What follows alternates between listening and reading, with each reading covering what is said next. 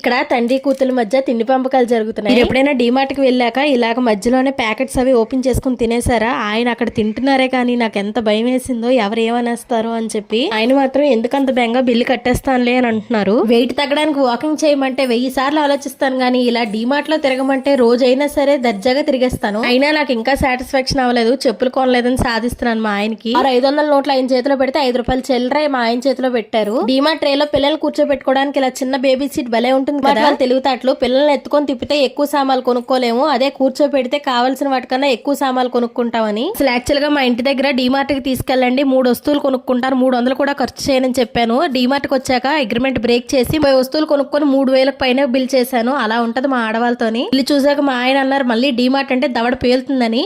నిజం అనుకునేరు, ఏదో ప్రాస కోసం 10 పలుకులు పేర్చానంతే. అలానే డీమార్ట్ షాపింగ్ చేస్తారా? ఇంతకీ నేను ఏ వస్తువులు తీసుకున్నానో లాంగ్ వీడియో చేయమంటారా? కామెంట్ సెక్షన్ లో కామెంట్ చేయండి. Bye bye.